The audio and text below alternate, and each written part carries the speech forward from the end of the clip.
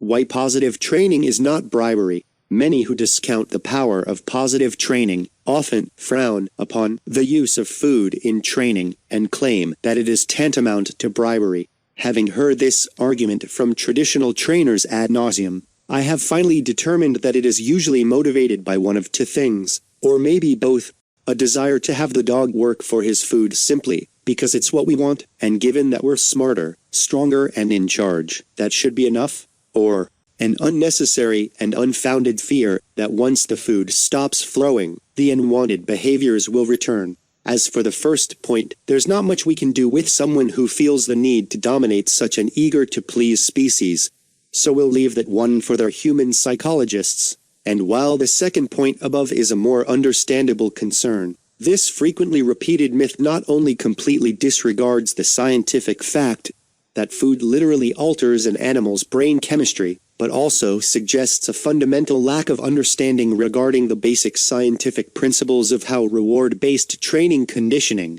works. To truly comprehend why food is so powerful, you must first understand the influence it has on the dog's brain. Food has the power to not only enhance a dog's ability to learn, but also helps a dog overcome fear or anxiety by raising the levels of dopamine in the brain and stimulating the desire to seek or move towards the food reward.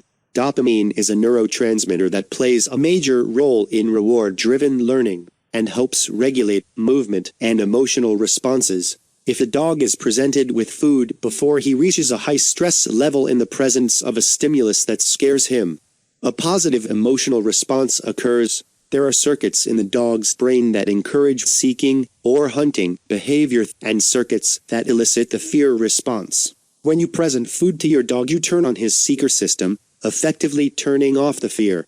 This is one reason why using food for activities such as scent work is so valuable for fearful, aggressive dogs.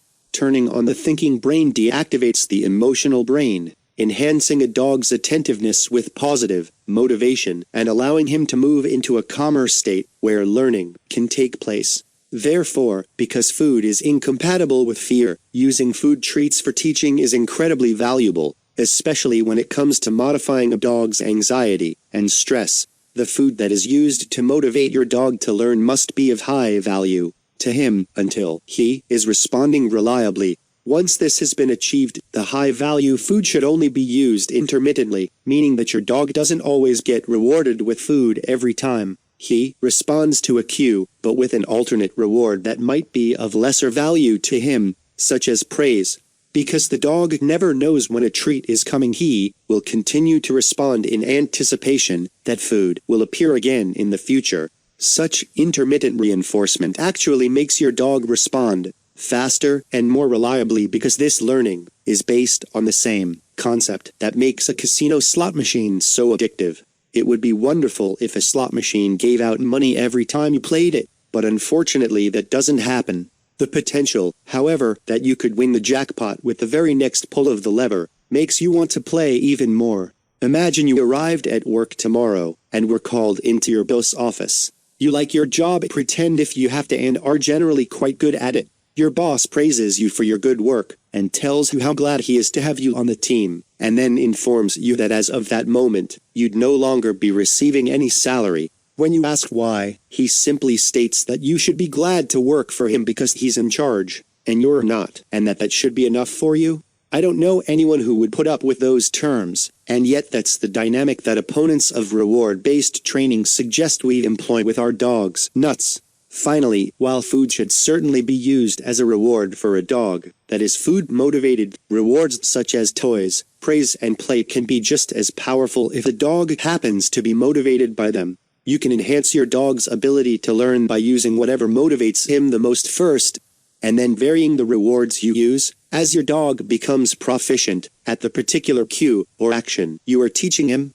any reward which motivates a dog to learn is a great training tool, because learning not only makes a dog more confident and able to live successfully in a domestic environment, it also encourages mutual understanding that increases the human-animal bond. This is not bribery. Bottom line, if a dog sees that there are pleasurable consequences for a behavior, then he is more likely to repeat the behavior. because doing so makes him feel good.